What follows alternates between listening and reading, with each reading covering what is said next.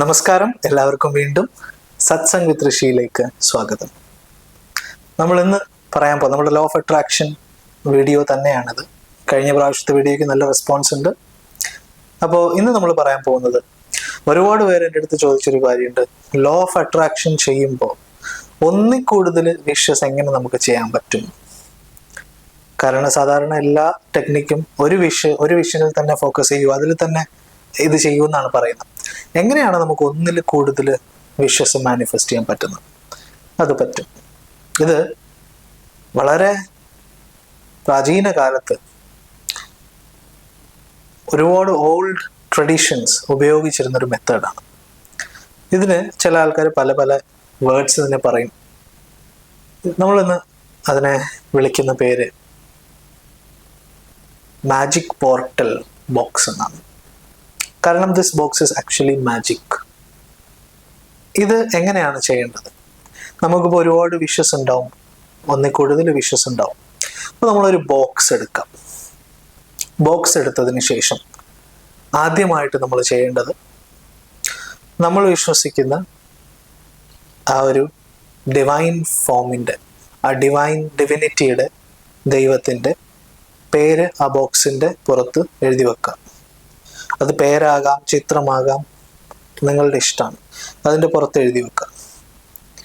എഴുതി വെച്ചതിന് ശേഷം നിങ്ങൾ ആ ബോക്സിൽ നിങ്ങളുടെ വിഷസ് എന്താണോ വ്യക്തമായി, അത് നിങ്ങൾക്കറിയാമല്ലോ. പോസിറ്റീവായിട്ട് ഇപ്പോൾ ഒരു വീട് വെക്കണം എന്നുള്ളതാണ് വിഷെങ്കിൽ, എനിക്കിപ്പോൾ അതിമനോഹരമായിട്ടുള്ളൊരു വീടുണ്ട്, അതിന് നന്ദി എന്ന് പറഞ്ഞിട്ട് എഴുതി വെക്കുക. പ്രസൻറ്റ് മൊമെൻറ്റിൽ അത് എഴുതി വെക്കുക.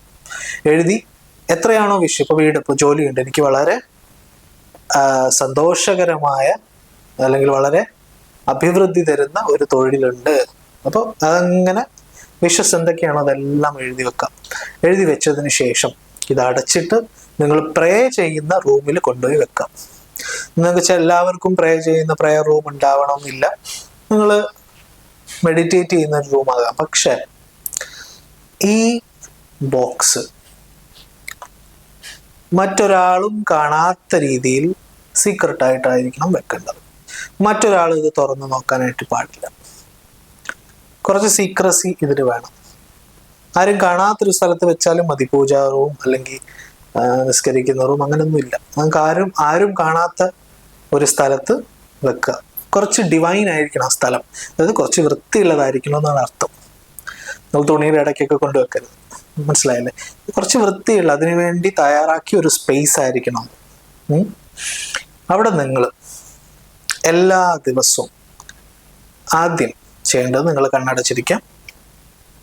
കണ്ണടച്ചിരുന്നതിന് ശേഷം കുറച്ച് നേരം ഡീപ്പ് ബ്രീതിങ് ചെയ്യുക. ഒരു ചെയർ ഇട്ടിട്ട് അതിൻ്റെ അടുത്ത് പോയിരിക്കാം, അല്ലെങ്കിൽ നിങ്ങൾ പൂജാ റൂമിലാണെങ്കിൽ അവിടെ പോയിരുന്നിട്ട് ചെയ്യാം. ഡീപ്പ് ബ്രീതിങ് ചെയ്തിട്ട് ഈ ഈശ്വരൻ്റെ വിഷസ് എല്ലാം, എന്താ പറയുക, വിഷ് മാനിഫെസ്റ്റിംഗ് പവർ തരാനായി ഈശ്വരനോട് ആവശ്യപ്പെടുക. വിഷ് മാനിഫെസ്റ്റിംഗ് പവർ തരാനായി ആവശ്യപ്പെടുക. That is N energy programming ആണ്. എന്നിട്ട് കൈകൾ ഇങ്ങനെ വെക്കുക, കൈകൾ അകർത്തി വെക്കുക. ആ ഈശ്വരീയ എനർജി നിങ്ങളുടെ കൈകളിലേക്ക് വരുന്നത് ഫീൽ ചെയ്യുക. എന്നിട്ട് ഈ എനർജി ഈ ബോക്സിലേക്ക് തൊടുക. ഈ രണ്ട് കൈകളും ബോക്സിലേക്ക് തൊടുക. നിങ്ങളുടെ ഉള്ളിൽ നിന്ന് ആ എനർജി ബോക്സിലേക്ക് പ്രവഹിക്കുന്നതായി സങ്കല്പിക്കുക. എല്ലാ ദിവസവും ഏതെങ്കിലും ഒരു സമയത്ത് ഇത് ചെയ്യുക. നിങ്ങൾ ഇത് ചെയ്യുമ്പോൾ ആ ഹാപ്പിനെസ് ആയിരിക്കണം. എല്ലാ വിഷസും എനിക്കുണ്ട്, ആ ഒരു ഹാപ്പിനെസ് ആയിരിക്കണം നിങ്ങളുടെ മനസ്സിൽ വേണ്ടത്. വിഷ്വലൈസ് ചെയ്യുക. ഈ പെട്ടിയിൽ എഴുതി വെച്ചിരിക്കുന്നത് എല്ലാം നിങ്ങൾക്കുണ്ട് എന്നുള്ളൊരു വിഷ്വലൈസേഷൻ ചെയ്യുക. ഈ വിഷ്വലൈസേഷൻ ചെയ്ത് കഴിഞ്ഞതിന് ശേഷം പിന്നെ ഇതിനെക്കുറിച്ച് ചിന്തിക്കേണ്ട ആവശ്യമില്ല. മനസ്സിലായില്ല? അതായത് നമ്മൾ വിഷസ് എടുത്തു, പെട്ടി അടച്ചു വെച്ചു, അതിൻ്റെ പുറത്ത് ദൈവത്തിൻ്റെ നാമം എഴുതി വെച്ചു. ഇപ്പോൾ അതേപോലെ എനർജി പാസ് ചെയ്തു. അതിനുശേഷം ഇതിനെക്കുറിച്ച് ചിന്തിക്കാൻ പോലും ചെയ്യരുത്. ചിന്ത വന്നാൽ ഓട്ടോമാറ്റിക്കലി വന്നാൽ കുഴപ്പമില്ല. ഞാൻ പറഞ്ഞ അറിയാതെ പോലും ഇത് അറിഞ്ഞുകൊണ്ട് ചിന്തിക്കരുത്. അങ്ങ് വിട്ടേക്കാം. എല്ലാ ദിവസവും ഇത് ചെയ്യുക. നിങ്ങൾക്ക് ഇപ്പോൾ യാത്രയ്ക്ക് പോയിരിക്കുകയാണ്, എവിടെയെങ്കിലും അതൊന്നും കുഴപ്പമില്ല. നിങ്ങൾക്ക് പറ്റുന്ന സമയത്തെല്ലാം ഈ എനർജി പാസ് ചെയ്യാം. ഓക്കെ, വളരെ നല്ലൊരു സ്ഥലത്ത് വെക്കുക. എത്ര വിഷസ് വേണമെങ്കിലും നിങ്ങൾക്കിത് ഇതിനകത്ത് എഴുതി വെക്കാം. കണ്ടിന്യൂസ് ആയിട്ട് ചെയ്യാം. ഭയങ്കര പവർഫുൾ ആയിട്ടുള്ള ഒരു പ്രോസസ്സാണ്. നിങ്ങളുടെ മൈൻഡിനെ പ്രോഗ്രാം ചെയ്തെടുക്കും. അത് കൈൻഡ് ഓഫ് മൈൻഡ് പ്രോഗ്രാമിംഗ് ആണ്. സൈക്കോളജിയിൽ ഒരു പ്രോസസ്സുണ്ട്. നമ്മൾ എന്താ പറയുക, ഒരുപാട് ടെൻഷനും സ്ട്രെസ്സും ഒക്കെ വരുമ്പോൾ നമ്മൾ എഴുതിയത് പൂർണ്ണമായിട്ട് ഹൃദയം തുറന്ന് എഴുതി കത്തിച്ച് കളയുന്നൊരു പ്രോസസ്സുണ്ട്. അതിൻ്റെ ഒരു റിവേഴ്സ് പ്രോസസ്സാണിത്. സ്പിരിച്വാലിറ്റിയിൽ വരുമ്പോൾ ഇതിന് പ്രപഞ്ചനാഥനുമായിട്ട് കണക്ഷനുണ്ട്. അതായത് നമുക്ക് ഈശ്വരനോടുള്ള ഒരു പ്രാർത്ഥനയാണ്. പ്രപഞ്ചത്തോടല്ല, പ്രപഞ്ചനാഥനോടുള്ള ആ ഒരു കണക്ഷനാണ്. ആ കണക്ഷൻ കൂട്ടിക്കൊണ്ടുവരാൻ നമ്മൾ കണ്ടിന്യൂസ് ആയിട്ട് നമ്മൾ ബ്രീതിങ് ചെയ്യുക, എനർജി സ്വീകരിക്കുക, കൊടുക്കുക. Positive positive positive. ഹൗ എന്ന് ചിന്തിക്കേണ്ട ആവശ്യമില്ല, ഓൺലി പോസിറ്റീവ്. ചില ആൾക്കാർ പറയില്ലേ പോസിറ്റീവ് വൈബ്സ് ഓൺലി, അത് തന്നെ കണ്ടിന്യൂസ് ആയിട്ട് ചെയ്യാം.